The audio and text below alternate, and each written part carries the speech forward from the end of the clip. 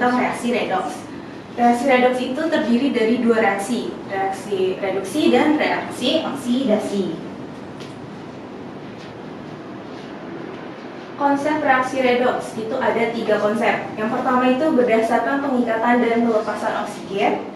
Yang kedua itu berdasarkan pengikatan dan pelepasan elektron. Dan yang terakhir itu berdasarkan perubahan bilangan oksidasi. Yang pertama, itu ada konsep reaksi redoks yang melibatkan oksigen.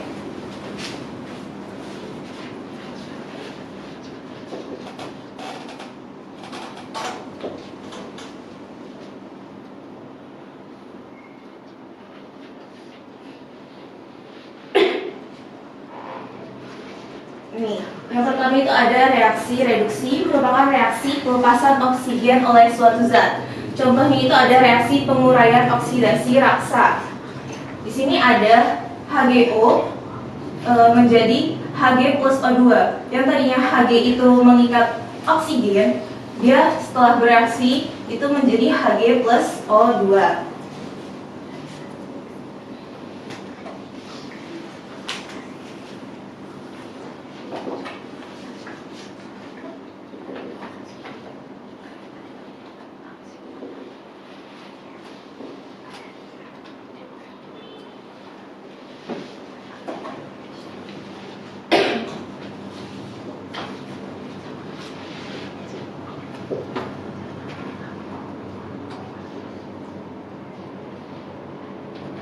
Nah, selanjutnya itu ada reaksi oksidasi, merupakan reaksi pengikatan oksigen oleh suatu zat. Kalau reduksi tadi itu pelepasan oksigen, kalau di oksidasi ini merupakan pengikatan oksigen. Nah, contohnya itu ada pembentukan tembaga oksida 2Cu plus O2 menjadi 2CuO. Yang tadinya jadi si tembaga ini mengikat O2 dan menjadi tembaga oksida.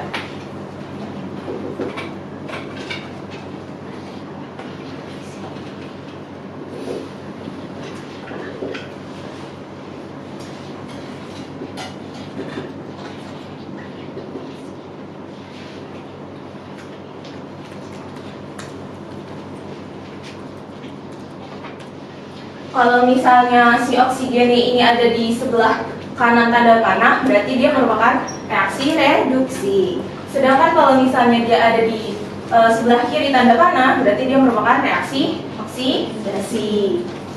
Nah, Ibu punya contoh.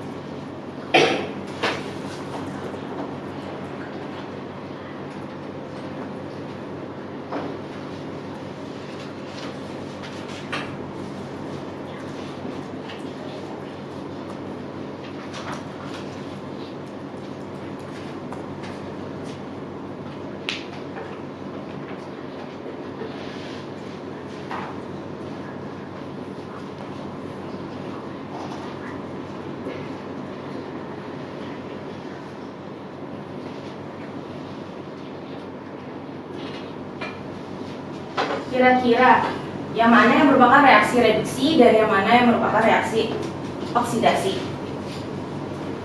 Yang atas reduksi. Ya, yang atas reduksi ya. Kalau yang bawah Oksidasi. Benar sekali. Udah paham ya? Kita lanjut ke konsep reaksi redoks yang melibatkan elektron. Yang pertama itu reaksi reduksi merupakan reaksi penangkapan elektron. Kalau yang tadi di oksigen, reduksi itu pelepasan. Sedangkan kalau di elektron ini merupakan penangkapan. Contohnya itu ada tembaga Cu2+ plus 2 elektron menjadi Cu. Yang tadinya dia bermuatan menjadi tidak bermuatan.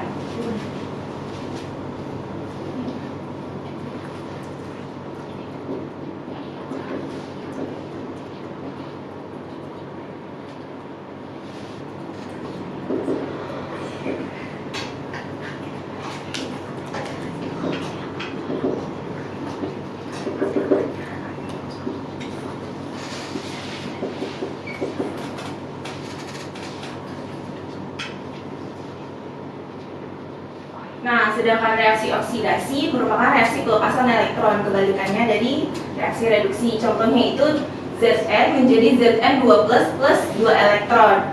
Yang tadinya Zn itu tidak bermuatan menjadi bermuatan.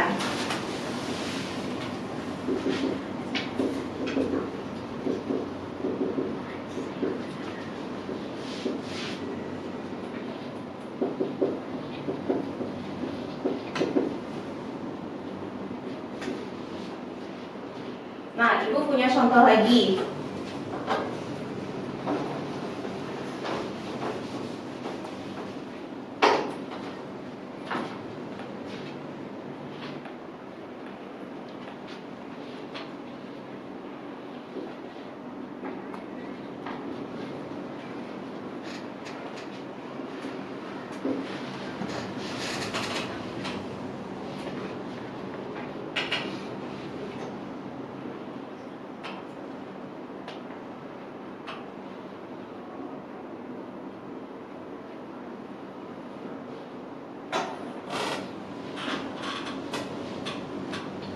Nah, dari dua contoh ini, kira-kira yang mana yang merupakan reaksi reduksi dan yang mana yang merupakan reaksi oksidasi?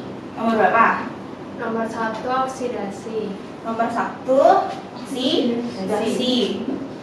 Karena elektronnya ada di sebelah kanan tanda panah.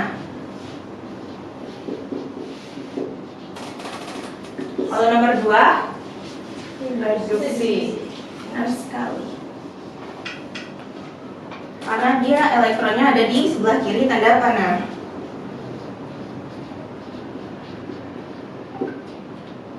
Sudah paham ya?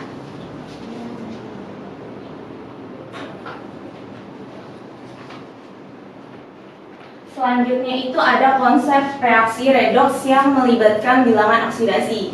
Yang pertama itu ada reaksi reduksi merupakan reaksi yang disertai dengan penurunan bilangan oksidasi. Sedangkan reaksi oksidasi merupakan reaksi yang disertai dengan kenaikan bilangan oksidasi. Ini ada aturan penentuan Bilox. Ibu bagiin dulu ya, aturan Bilox. Tolong dibagiin. Ibu hapus ya. Ya, Bu.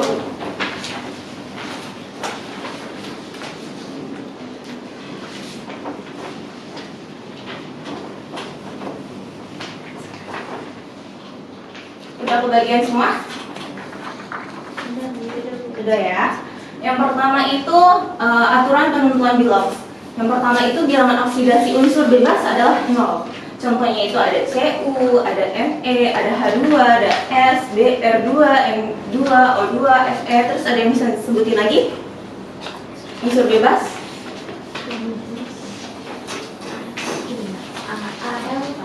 Al, ya terus?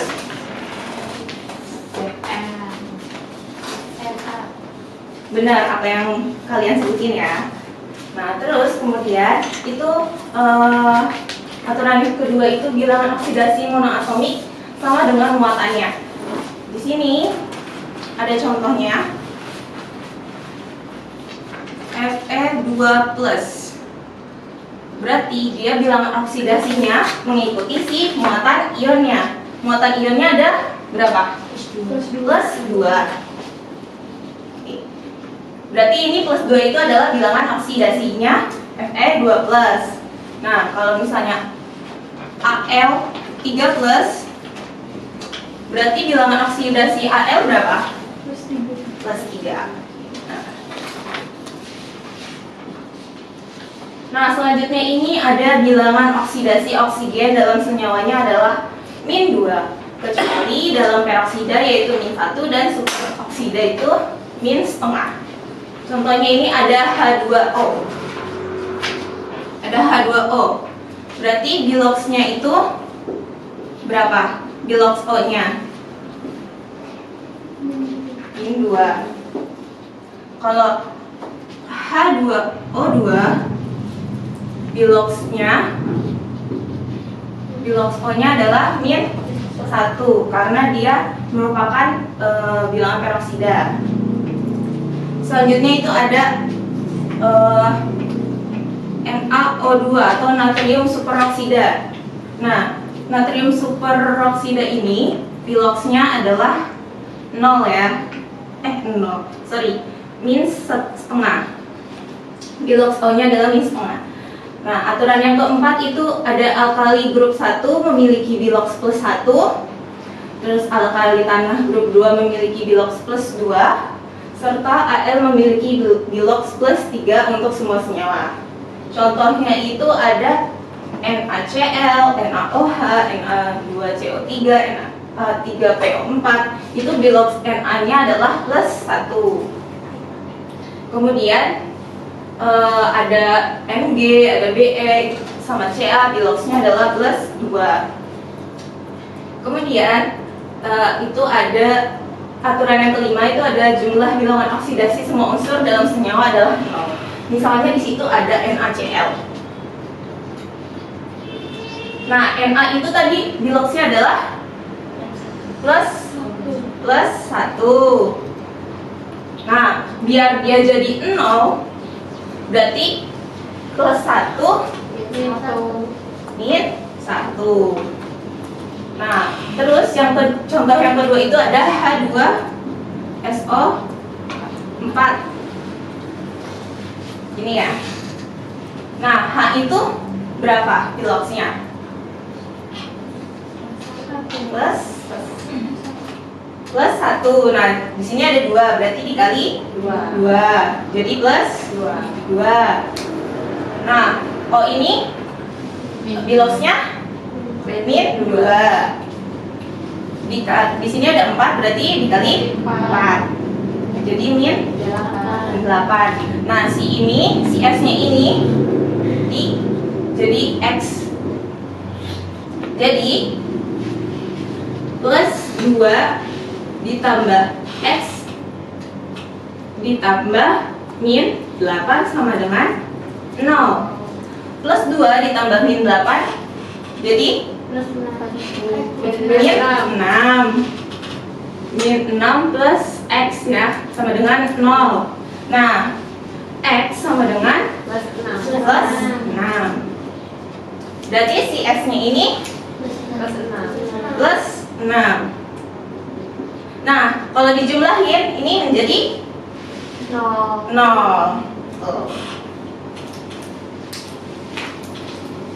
Selanjutnya itu ada aturan yang ke-6, bilangan oksidasi hidrogen umumnya adalah plus 1. Sedangkan pada senyawa logam hidrida itu min 1. Contohnya di sini ada HCl dan H2O. Karena H itu berikatan dengan non-logam, berarti H itu menjadi plus 1. H itu plus 1 dan Cl itu min 1. Kalau dia berikatan dengan logam, kayak contohnya itu NaH, itu dia jadinya si H-nya itu min 1. Selanjutnya itu ada jumlah bilangan oksidasi semua unsur dalam ion poliatomik adalah sama dengan muatannya. Kayak ini aturan sama kayak aturan nomor 2. Kalau ini merupakan poliatomik, kalau yang tadi monoatomik. Contohnya di situ ada SO4 2 min. Berarti biloxnya berapa? SO4 min 2, karena dia melihat dari ionnya ya, muatan ionnya ya. Jadi dia min 2. Kalau misalnya PO4 3 min, berarti muatan ionnya min 3.